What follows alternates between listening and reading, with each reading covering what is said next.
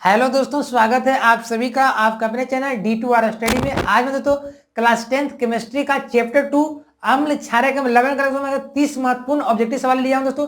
जी हाँ दोस्तों, लगभग 30 ऐसे महत्वपूर्ण सवाल दोस्तों, इसलिए इसको याद कर लेते हैं। तो बोर्ड एग्जाम में ऐसे सवाल कोई भी आएगा इस चैप्टर से तो आप बना दीजिएगा। दोस्तों बहुत इंपॉर्टेंट सारा 30 MCQ लिया गया जो हर बार एग्जाम में आ जाता है और सारा दोस्तों 30 ऑब्जेक्टिव क्वेश्चन NCERT बुक से निकाला गया। तो फ्रेंड्स इसको समझना क्लियर करना तो वीडियो बना देते दोस्तों, बहुत इंपॉर्टेंट है। उसी दोस्तों बोर्ड एग्जाम में बार बार सवाल आते रहते हैं। ठीक है दोस्तों, तो चलिए शुरुआत करते हैं क्लास को। तो सबसे पहला प्रश्न को देखते हैं क्या कह रहा है हमारा प्रश्न। तो सबसे पहला प्रश्न आपका कुछ इस प्रकार है दोस्तों, क्या कह रहा है कि एसिड शब्द की उत्पत्ति किस लैटिन भाषा से हुई है। आपका ऑप्शन है एल्कली, ऑप्शन बी है सावर, और ऑप्शन सी है एसिड, और ऑप्शन डी इनमें से कोई नहीं। तो फ्रेंड्स इसका सही आंसर हो जाएगा ऑप्शन नंबर सी, एसिड। जो एसिड शब्द यानी अम्ल जो शब्द है दोस्तों, उसका उत्पत्ति तो हुआ एसिड होगा। एसिड एक लैटिन शब्द है, तो ये बात याद रखें, ऐसे सवाल आता है एग्जाम में। ठीक है, तो चलिए तो फ्रेंड्स चलिए हम लोग नेक्स्ट क्वेश्चन को देखते हैं। तो नेक्स्ट क्वेश्चन हमारा ये इस प्रकार का कुछ है, क्या बोल रहा है फ्रेंड्स। दूसरा नंबर H2SO4 एक है। आपका ऑप्शन है खनिज लवण, खनिज अम्ल, बी ऑप्शन है कार्बोनिक अम्ल, और सी ऑप्शन है दुर्बल अम्ल, और डी आपका अल्कोहल। तो फ्रेंड्स हम लोग जानते हैं कि H2SO4 इसे हम लोग सल्फ्यूरिक अम्ल भी कहते हैं। तो सल्फ्यूरिक अम्ल यानी कि तो अम्ल ही होगा। देखिए अम्ल दोस्तों खनिज अम्ल होगा कि कार्बोनिक अम्ल होगा कि दुर्बल अम्ल होगा कि अल्कोहल होगा। तो फ्रेंड्स ये आपका हो जाएगा दोस्तों खनिज अम्ल, क्योंकि फ्रेंड्स कार्बोनिक अम्ल तो होगा नहीं क्योंकि इसमें कार्बन है नहीं, कार्बोनिक अम्ल होगा नहीं। और दुर्बल अम्ल इसलिए नहीं होगा तो ये प्रबल अम्ल में आता है, ये बहुत इसका शक्ति ज्यादा होता है आता है। अल्कोहल तो होगा क्योंकि इसमें OH है ही नहीं। तो ये हमारा हो जाएगा और क्वेश्चन नंबर दूसरा का ऑप्शन है सही हो जाएगा। ठीक है, चलिए नेक्स्ट क्वेश्चन को देखते हैं।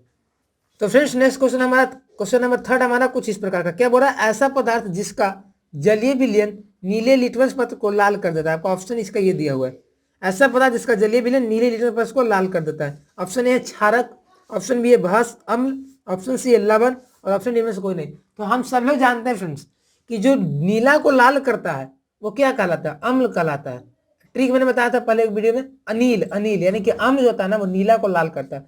तो चूंकि नीला लिटर पर वो क्या कर रहा है, लाल कर रहा है, तो ये इसका आंसर आपका अम्ल हो जाएगा, ऑप्शन नंबर बी हो जाएगा फ्रेंड्स। ठीक है, यदि लाल को नीला करता तो आपका क्षारक हो जाता है फ्रेंड्स। ठीक है, चलिए क्वेश्चन नंबर 4 को देखते हैं क्या कर रहा है।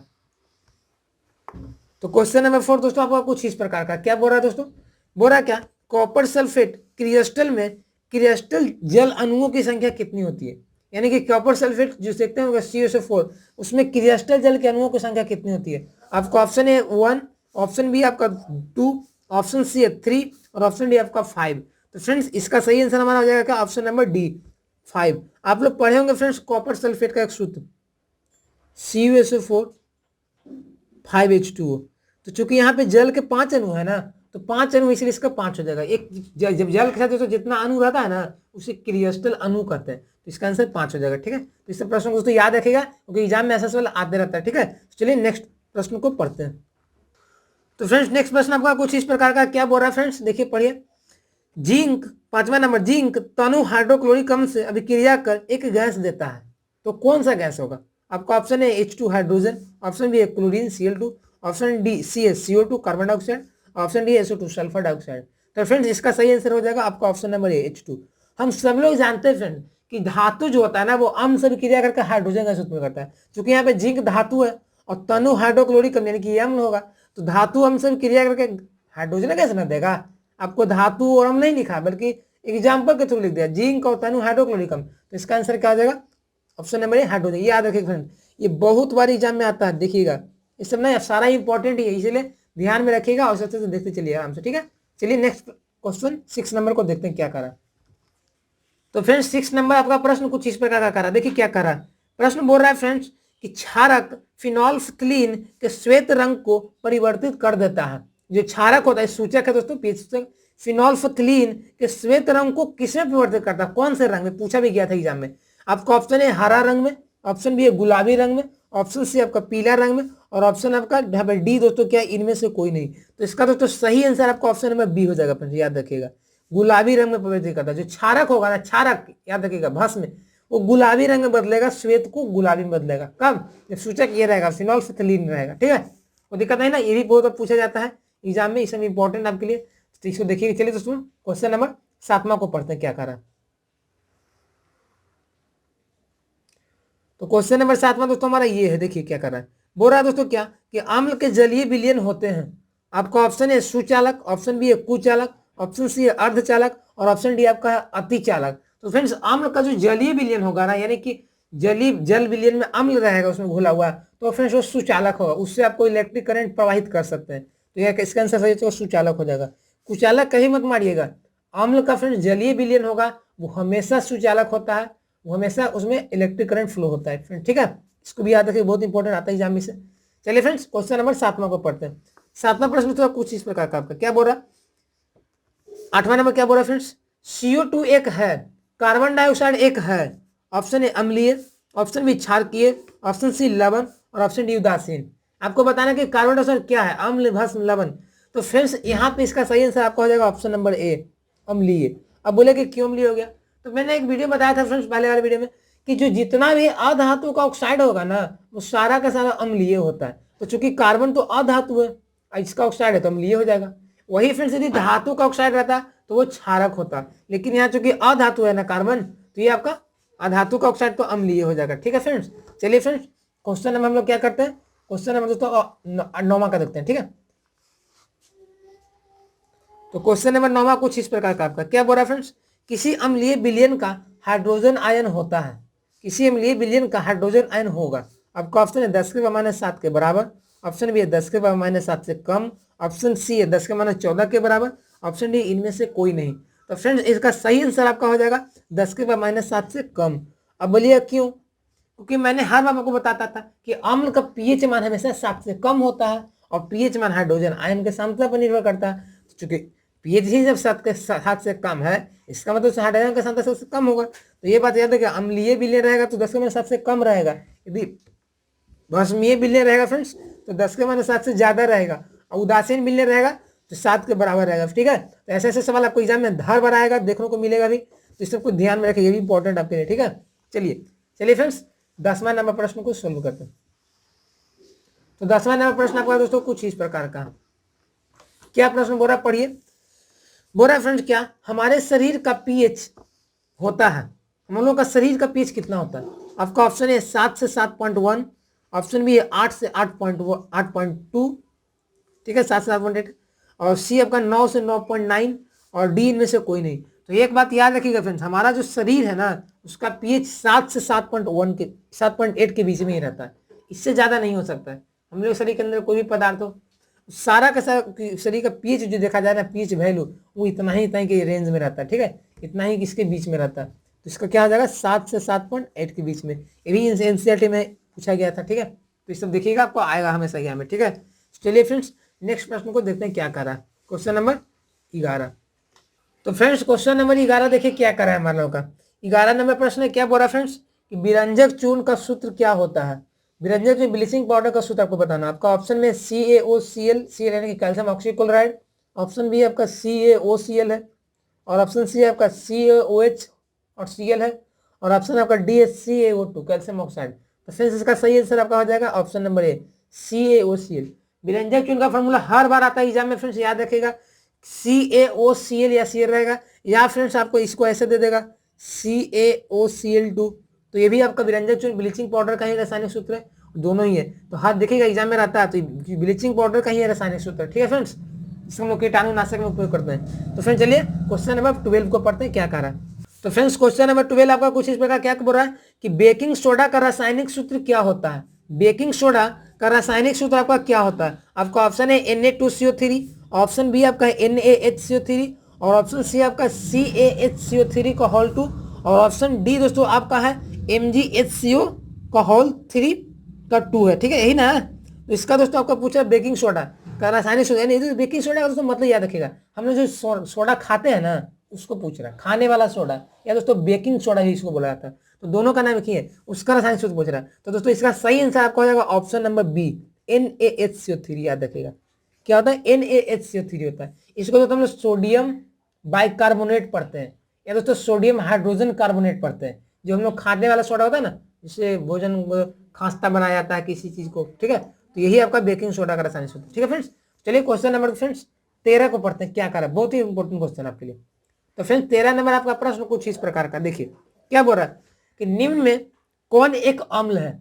आपको पता करना है कि निम्न में कौन सा जो अम्ल है। आपका ऑप्शन है Na2O sodium oxide, option B है CaOH का होल 2 कैल्शियम हाइड्रोक्साइड, और ऑप्शन सी आपका CO क्यूप्रिक ऑक्साइड, और ऑप्शन डी दोस्तों आपका HNO3 नाइट्रिक अम्ल। तो फ्रेंड्स यहाँ पे न अम्ल कौन सा पता है? ऑप्शन नंबर डी होगा। क्यों?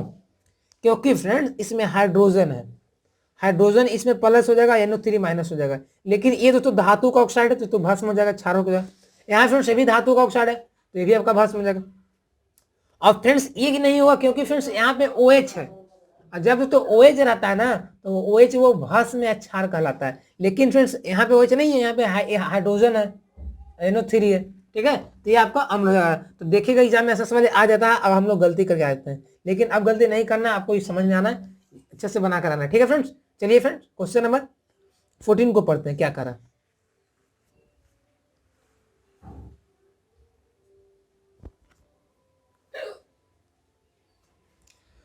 तो फ्रेंड्स क्वेश्चन नंबर 14 आपका कुछ इस प्रकार का बोल रहा है। क्या बोल रहा है देखिए, बोल रहा है फ्रेंड्स कि जल में घुलनशील भस्म कहलाते हैं, जल में घुलनशील भस्म कहलाते हैं। आपका ऑप्शन है अम्ल, ऑप्शन बी है क्षारक, ऑप्शन सी है लवण, और ऑप्शन डी में से कोई नहीं। तो फ्रेंड्स एक बात याद रखिएगा, जब भी कोई भस्म रहे ना, यदि वो जल में घुल सकता है, यदि वो घुलने योग्य हो, घुलनशील हो, तो फ्रेंड्स उसको क्षारक बोलते हैं। ऑप्शन नंबर बी आपका सही है। ऐसा नहीं फ्रेंड्स कि क्षारक को भस्म बोल दीजिएगा, वो गलत हो जाएगा। सभी भस्म क्षारक नहीं होंगे, कुछ ही ऐसा भस्म जो जल में घुलनशील होता है, लेकिन जितना भी क्षारक होगा फ्रेंड्स वो भस्म ही होगा। तो याद रखिएगा भस्म क्षारक दोनों एक चीज नहीं है, अलग अलग है। तो ये भस्म आपका भस्म जो जल में घुले उसको क्षारक कहेंगे, ठीक है। ये भस्म अलग है, क्षारक अलग है, ठीक है फ्रेंड्स। तो चलिए क्वेश्चन नंबर, ये बहुत भी एग्जाम में आ जाता है, ठीक है। क्वेश्चन नंबर 15 को देखिए क्या कर रहा है। तो क्वेश्चन नंबर 15 कुछ इस प्रकार का देखिए फ्रेंड्स, क्या बोल रहा है, निम्न में कौन हाइड्रोनियम आयन है? आपको पता करना है कि कौन इसमें हाइड्रोनियम आयन है। आपका ऑप्शन है H3O प्लस, ऑप्शन में H3O minus, option C OH minus, और ऑप्शन डी OH प्लस। तो फ्रेंड्स इसका सही आंसर आपको हो जाएगा option number A, H3O plus. इसी को फ्रेंड्स हाइड्रोनियम आयन कहते हैं। ये बहुत बड़ी एग्जाम में आ जाता है, दे देता है कि H3O प्लस को क्या कहते हैं। तो हाइड्रोनियम आयन है, इसमें दोस्तों जल रहता है ना, और हाइड्रोक्साइड के आयन दोनों रहते हैं, तभी इसमें बनता है हाइड्रोनियम आयन, ठीक है। तो चलिए नेक्स्ट प्रश्न को देखते हैं क्या करा।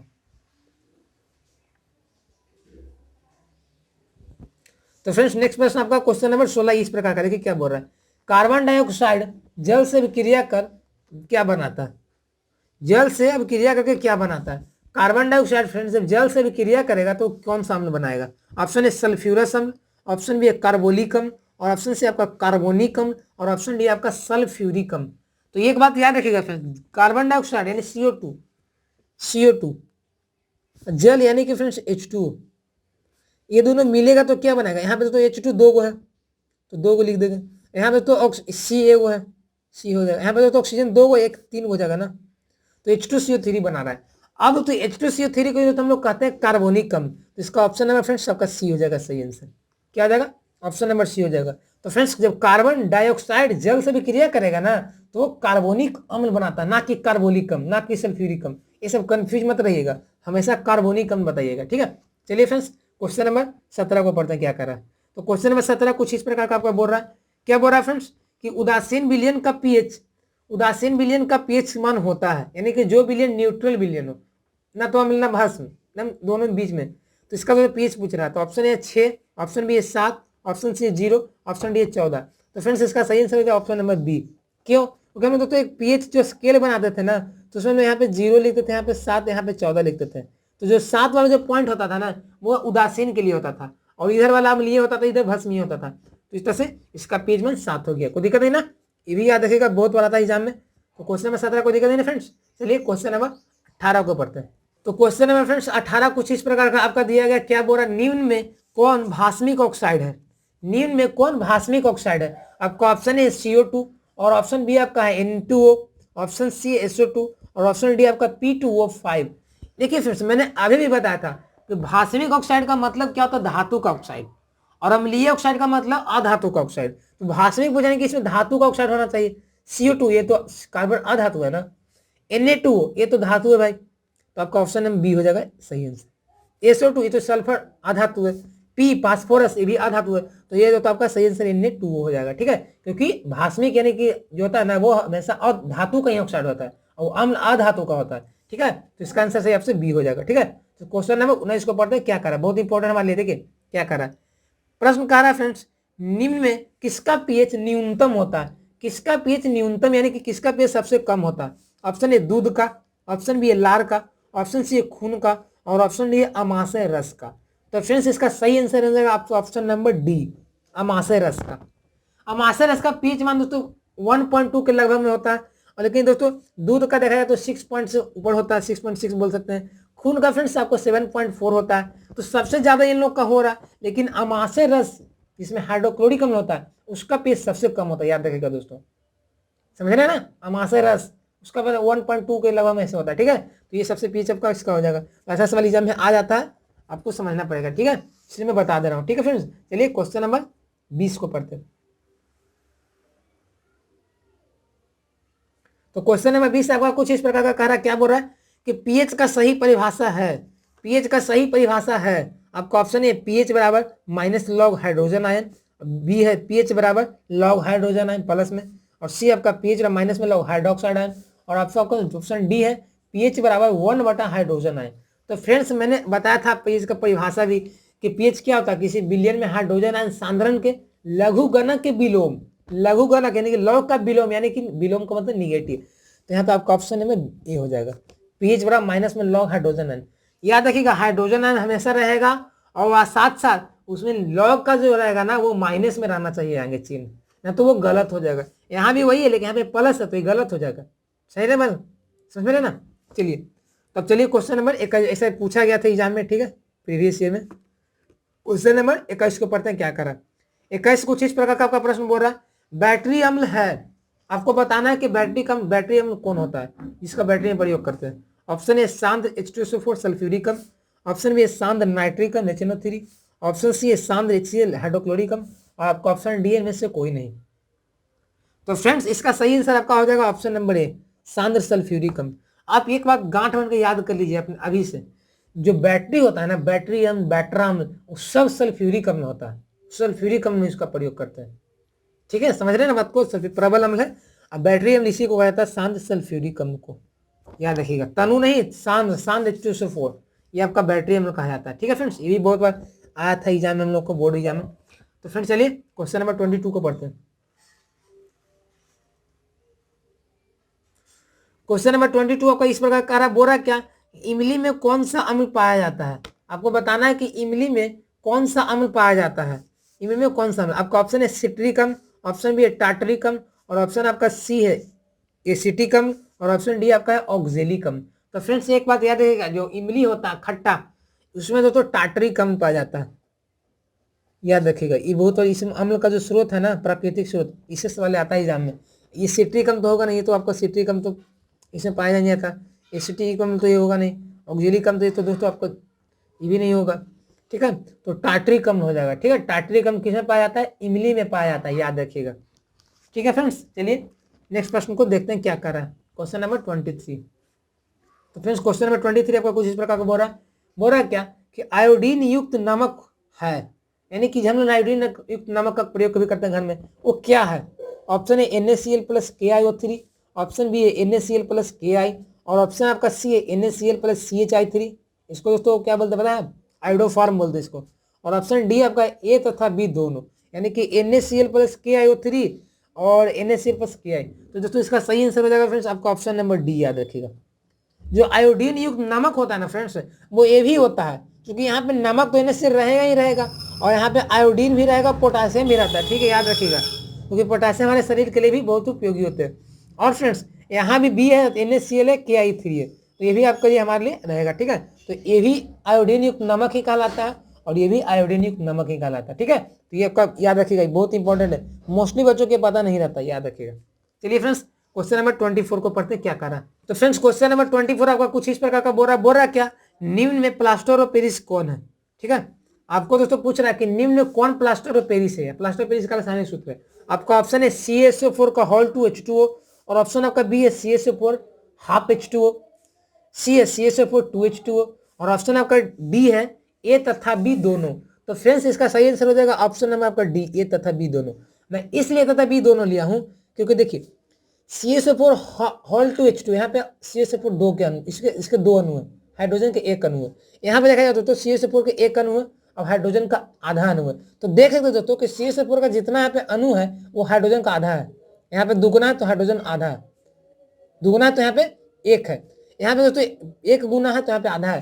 तो एक बात याद रखिए दोस्तों, CH जो प्लास्टर ऑफ पेरिस है ना, इसका ये दोनों रासायनिक सूत्र होता है, ये भी याद रखिएगा, ये भी याद रखिएगा। मैंने कुछ बच्चों को देखा हूँ ना फ्रेंड्स, वो सिर्फ ये वाला याद करके आते हैं, असल एग्जाम में आ जाता है पहला वाला, गलती कर जाते हैं।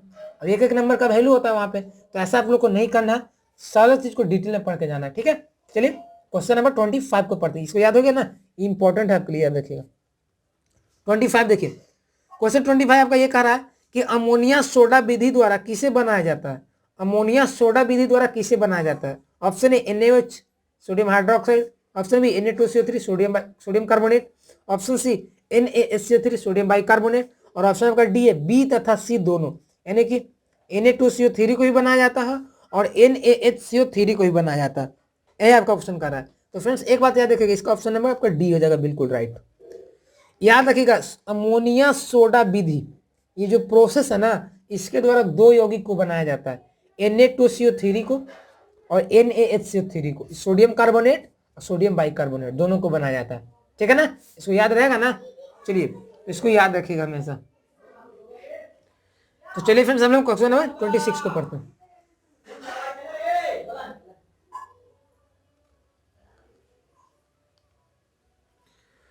क्वेश्चन नंबर 26 हमारा ये कह रहा है दोस्तों, क्या कह रहा है, निम्न में कौन ओलिफिल्ट्री सूचक नहीं है।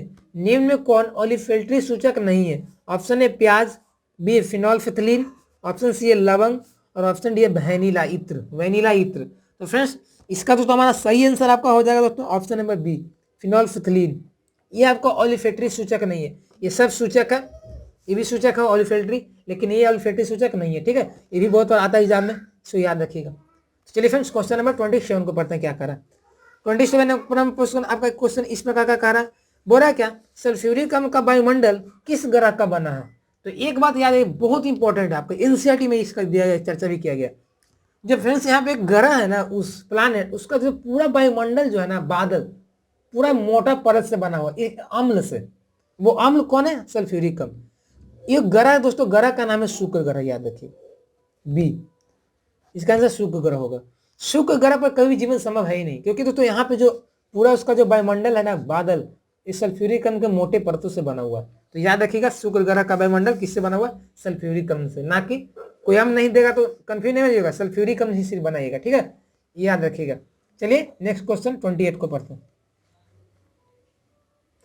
28 नंबर क्वेश्चन आपका इस प्रकार का फ्रेंड्स, क्या बोल रहा है, कोई बिलियन लाल लिटमस को नीला कर देता है तो पीएच क्या होगा। अब बताइए दोस्तों, मैंने अभी बताया था, option A 1, option B 4, option C 5, option D 10। मैंने अभी बताया था कि जो बिलियन लाल को नीला करेगा ना, वो भस्म होगा, लाल को नीला करेगा भस्म होगा। तो यहाँ लाल को नीला कर रहा है, यानी कि तो भस्म होगा बिलियन। अब भस्म का फ्रेंड्स आप जानते हो कि पीएच 7 से ज्यादा होता है, तो यहाँ पे 7 से ज्यादा किसका, एक तो ज्यादा ही नहीं, 4 ही नहीं, 5 ही नहीं, 10, 7 से ज्यादा, तो आपका आंसर नंबर 7 10 हो जाएगा, ठीक है। 7 से ज्यादा रहेगा वो भस्म होता है। अब जो लाल को नीला करता है, तो लाल को नीला कर रहा है तो भस्म होगा, भस्म का बीच में 7 से ज्यादा यानी कि 10 हो जाएगा इसका आंसर, ठीक है, कोई दिक्कत नहीं ना। ये एनसीईआरटी में दोस्तों इसका एक क्वेश्चन है आपका, याद रखिएगा, ये बहुत बार पूछा भी जाता है, ये मोस्ट वांटेड है, ठीक है। तो क्वेश्चन नंबर 29 को पढ़ते हैं, क्या करा, ये प्रश्न आपका 29 है। क्या बोल रहा है कि अपच के उपचार में कौन सा औषधि का प्रयोग करते हैं, यानी कि जब हम लोग को खाना नहीं पचता है तो वहाँ पे हम लोग किस मेडिसिन का प्रयोग करते हैं। आपका ऑप्शन है एंटीबायोटिक, ऑप्शन बी है एनाल्जेसिक, ऑप्शन सी एंटासिड, और ऑप्शन डी है एंटीसेप्टिक। तो इसका सही आंसर हो जाएगा दोस्तों ऑप्शन नंबर सी एंटीसिड। इसको दोस्तों हिंदी में बोलते हैं प्रति अम्ल। तो फ्रेंड्स जब हम लोग शरीर में अम्ल ही नहीं निकलता है महाशय में, तभी तुम लोग का भोजन पचता है, तो उसी के विरुद्ध में एक एंटासिड हम लोग लेते हैं ताकि हम लोग का भोजन पच जाए। तो एंटासिड आपका सही आंसर हो जाएगा, ठीक है, कोई दिक्कत है ना। तो दोस्तों ओवर द लास्ट क्वेश्चन हमारा इस वीडियो का 30, उसको पढ़ते हैं, बहुत इंपॉर्टेंट प्रश्न आपके लिए, उसको देखिए क्या कह रहा है। क्वेश्चन नंबर 30 दोस्तों आपका ये है, क्या बोल रहा है, नेटल के डंक में कौन सा अम्ल होता है। आपको बताना है कि नेटल के डंक में कौन सा अम्ल पाया जाता है। ऑप्शन ए सिट्रिक अम्ल, ऑप्शन बी मेथेनोइक अम्ल, ऑप्शन सी एसिटिक अम्ल, और ऑप्शन डी आपका हाइड्रोक्लोरिक अम्ल। तो ये बात याद रखिएगा, नेटल का डंक आप लोग देखो जब जंगल में जाते होंगे तो कहीं कहीं उस चुभ जाता है, आपको हाथों में सटता है, जैसे आपको बहुत दर्द होता है, पीड़ा उत्पन्न होता है, तो उसमें जो नेटल का जो डंक होता है ना, उसमें दोस्तों मेथेनोइक अम्ल पाया जाता है, याद रखिएगा option number B right, methanoic अम्ल। या फ्रेंड्स इसी को तो फॉर्मिक एसिड भी कहते हैं, क्या कहते हैं फ्रेंड्स, इसी को फॉर्मिक एसिड भी कहते हैं। तो फॉर्मिक एसिड या वो दोस्तों इसको बोले हम लोगों को फॉर्मिक एसिड बोले या तो मेथेनोइक एसिड बोले, दोनों इसी का नाम है। तो नेटल का डंग में यही हमें पाया जाता है। ठीक है, तो इस तरह दोस्तों मैंने इस वीडियो में लगभग 30 मोस्ट इंपॉर्टेंट क्वेश्चनों को लिया हूँ जो आपको सारा बताया हूँ। और फ्रेंड्स कौन सा चैप्टर पता है? अम्ल क्षारक एवं लवण का, जो क्लास 10th का हमारा चैप्टर नंबर 2 है केमिस्ट्री का। ठीक है, तो इसको दोस्तों मैंने सारा इंपॉर्टेंट ऑब्जेक्टिव क्वेश्चन था बता दिया हूँ। यदि फ्रेंड्स ये आप याद कर लिए होंगे, समझ गए होंगे, तो फ्रेंड्स आपको बोर्ड एग्जाम में जाइएगा ना, तो कोई भी यदि सवाल आएगा अम्ल क्षारक लवण से चैप्टर कोई भी पूछे एग्जामिनर, तो आपसे छूटेगा नहीं, ये मेरा विश्वास। क्योंकि सारा इंपॉर्टेंट क्वेश्चन आपका एनसीईआरटी से निकाला गया है और एनसीईआरटी से ही सवाल आते हैं। ठीक है फ्रेंड, तो जो बच्चे अंत तक देखेंगे उनको तो कोई दिक्कत नहीं होगा, क्योंकि मैंने सारा बता दिया हूँ। तो फ्रेंड्स आज तक बस इतना ही। वीडियो हमारा कैसा लगा, अच्छा लगा, प्लीज वीडियो को लाइक कर दीजिएगा। और दोस्तों अभी तक चैनल को सब्सक्राइब नहीं किया तो प्लीज यार सब्सक्राइब कर दीजिए, क्योंकि मैं ऐसे ही महत्वपूर्ण वीडियो लाता रहता हूँ। और नोटिफिकेशन को दबा दीजिएगा ताकि जितने इंपॉर्टेंट वीडियो हैं आप सामने पहले पहुंचते रहेंगे। और फ्रेंड्स मैं अंत में ये कहूँगा कि इस वीडियो को अपने फ्रेंड्स से शेयर करिएगा, ताकि आपके जो फ्रेंड्स हैं वो भी कुछ सीखेंगे, आगे बढ़ेंगे। ठीक है, तो दोस्तों मिलते हैं नए वीडियो में। दोस्तों मैं इंस्टाग्राम और फेसबुक को फॉलो भी कर सकते हैं, वहाँ मैं कुछ शॉर्ट वीडियो का मतलब सिखाते रहता हूँ। तो मिलते हैं नए वीडियो में, तब तक के लिए बने रहिएगा इस चैनल से। जय हिंद, जय भारत।